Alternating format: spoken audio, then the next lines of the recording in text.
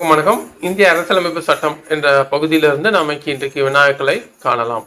லோக்சபாவுக்கு தேர்தலில் போட்டியிட ஒரு நபருக்கு நிர்ணயிக்கப்பட்ட குறைந்தபட்ச வயது என்ன? லோக்சபா எம்பிக்கு நிற்கணும்னா அவங்க 25 ஆண்டுகளே அவங்க கடந்திருக்கணும் அல்லது 25 வயசு ஆயிருக்கணும், முடிஞ்சிருக்கணும். அப்போதான் லோக்சபா எம்பி எலெக்ஷன்ல போட்டியிட முடியும்.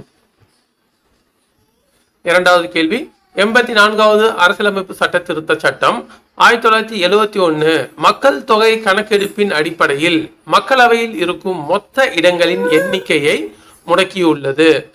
ஆண்டுக்கு பிறகு எடுக்கப்படும் முதல் மக்கள் தொகை கணக்கெடுப்பு வரை அவை மாறாமல் இருக்கும். 1971 எடுத்த அந்த மக்கள் தொகை கணக்கெடுப்பின் அடிப்படையில் தான் இந்த மக்களவை எம்பிக்களோட எண்ணிக்கை நிர்ணயிக்கப்பட்டுள்ளது. அவை எப்பொழுது வரை மாறாமல் இருக்கும் அப்படின்னு பார்த்தீங்கன்னா 2026 வரைக்கும் மாறாமல் இருக்கும். இந்திய அரசியலமைப்பில் குறிப்பிடப்பட்டுள்ள மக்களவையின் அதிகபட்ச பலம் எவ்வளவு? அதிகபட்சமாக எவ்வளவு மக்கள் எம்பியா இருக்கலாம் மக்களவையில் அப்படின்னு பார்த்தீங்கன்னா 552 பேர். அடுத்து, மக்களவையில் மாநில வாரியான இடஒதுக்கீடு எதன் அடிப்படையாக கொண்டது எதுன்னு பார்த்தீங்கன்னா அந்த பகுதியில் இருக்கிற மக்கள் தொகையின் அடிப்படையில் தான். தமிழகத்திற்கு மொத்தம் 39 எம்பிக்கள் இருக்கிறாங்க. அவங்க நம்மளுடைய மக்கள் தொகையின் அடிப்படையில் 39 பேர் இருக்கிறாங்க.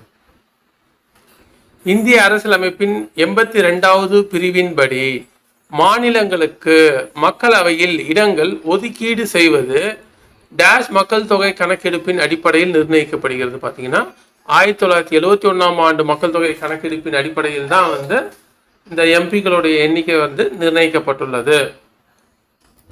அடுத்து, மக்களவையில் எஸ்சி மற்றும் எஸ்டிக்கு இடஒதுக்கீடு இல்லை. எந்த மாநிலத்திலிருந்து இல்லை அப்படின்னு பார்த்தீங்கன்னா அருணாச்சல பிரதேசத்துக்குள்ள ஜம்மு அண்ட் காஷ்மீர் அந்த யூனியன் பிரதேசம் அந்த இதுக்கும் இல்லை, மேகாலயா இந்த மாநிலத்திற்கும் இல்லை. அப்போ மேற்கண்ட அனைத்தும் இந்த மாநிலங்களில் எந்த மாநிலமானது மக்கள் மன்றத்திற்கு அதாவது மக்களவைக்கு பட்டியல் மற்றும் பழங்குடியினரை பிரதிநிதித்துவப்படுத்தும் அதிக எண்ணிக்கையிலான உறுப்பினர்களை தேர்ந்தெடுக்கிறது? எந்த மாநிலம் பார்த்தீங்கன்னா மத்திய பிரதேசம். மாநிலங்களின் சட்டப்பேரவைகளில் ஆங்கிலோ இந்தியன் சமூகத்தின் பிரதிநிதித்துவப்படுத்துவதற்கான ஏற்பாடு இந்திய அரசியலமைப்பின் டேஷின் கீழ் உருவாக்கப்பட்டது. எதன் கீழ் உருவாக்கப்பட்டது பார்த்தீங்கன்னா பிரிவு 333 கீழ் உருவாக்கப்பட்டுள்ளது. லோக்சபாவில் ஆங்கிலோ இந்தியன் சமூகத்திலிருந்து பரிந்துரைக்கப்பட்டவர்களை நியமிக்கும் அதிகாரம் யாருக்கு உள்ளது? பார்த்தீங்கன்னா இந்திய ஜனாதிபதி அவர்களுக்கு தான் இந்த ஆங்கிலோ இந்தியன் உறுப்பினர்களை நியமிக்கும் அதிகாரம் உள்ளது.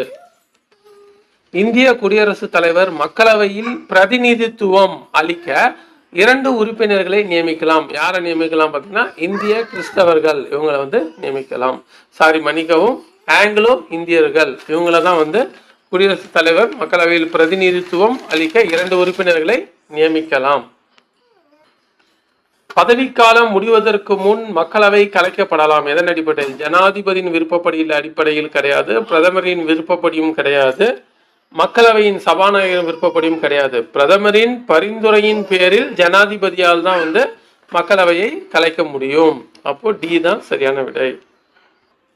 அடுத்து, பதவிக்காலம் முடிவதற்கு முன் மக்களவை கலைக்கப்படலாம். எதன்படி ஜனாதிபதியின் விருப்பப்படி கிடையாது, சபாநாயகர் மூலம் கிடையாது, அமைச்சர்கள் குழுவின் பரிந்துரையின் பேரில் ஜனாதிபதியால் அதாவது பிரதம அமைச்சர் அந்த அமைச்சரவை குழு அவங்களுடைய பரிந்துரையின் அடிப்படையில் தான் மக்களவை பதவிக்காலம் முடிவதற்கு முன் கலைக்கப்படலாம். மக்களவை செயலகம் நேரடி மேற்பார்வையின் கீழ் வருகிறது. யாருடைய நேரடி மேற்பார்வையின் கீழ் வருகிறதுனா மக்களவை சபாநாயகர் அதாவது ஸ்பீக்கர் அவருடைய கண்ட்ரோல்ல தான் மக்களவை செயலகம் வருகிறது. மக்களவை உறுப்பினர்களின் நிலையான எண்ணிக்கை என்ன? மக்களவை உறுப்பினர்களின் நிலையான எண்ணிக்கை அதாவது லோக்சபாவோட உறுப்பினர்களின் நிலையான எண்ணிக்கை 545.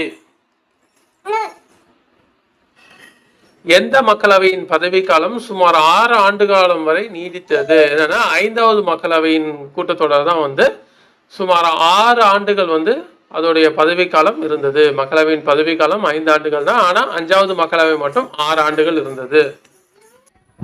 மக்களவையின் முதல் பொது தேர்தல் நடைபெற்ற ஆண்டு எப்பொழுது மக்களவையின் முதல் பொது தேர்தல் நடைபெற்றது பார்த்தீங்கன்னா 1952ஆம் ஆண்டு மக்களவையின் முதல் பொது தேர்தல் நடைபெற்றது. மக்களவையின் சபாநாயகர் எவ்வாறு தேர்ந்தெடுக்கப்படுகிறார்? மக்களவையின் சபாநாயகர் லோக்சபா ஸ்பீக்கர் எவ்வாறு தேர்ந்தெடுக்கப்படுகிறார் பார்த்தீங்கன்னா அனைத்து நாடாளுமன்ற உறுப்பினர்களும், இது தவறு. பொதுமக்கள் நேரடியாக கிடையாது, அவர் எம்பியா தான் தேர்ந்தெடுக்கப்படுகிறார். மக்களவையின் அனைத்து உறுப்பினர்களும், இதுவும் கிடையாது. பெரும்பான்மை கட்சிகளின் உறுப்பினர்கள் சேர்ந்து தேர்ந்தெடுக்கிறாங்க. பெரும்பான்மை கட்சி உறுப்பினர்கள். லோக்சபா சபாநாயகர் பதவிக்காலம் முடிவதற்குள் அவரது பதவியில் இருந்து நீக்கப்படலாம். எப்படி அவர் நீக்கப்படலாம் அப்படின்னா பிரதமரின் பரிந்துரையின் பேரில் ஜனாதிபதியால் அவர் நீக்கப்படலாம். அடுத்து, மக்களவையில் நம்பிக்கையில்லா தீர்மானம் கொண்டு வரப்பட்ட முதல் சபாநாயகர் டேஷ் ஆவார். மக்களவையில் நம்பிக்கையில்லா தீர்மானம் கொண்டு வரப்பட்ட முதல் சபாநாயகர் ஜி.வி.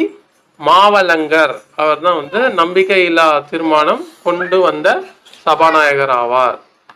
நன்றி.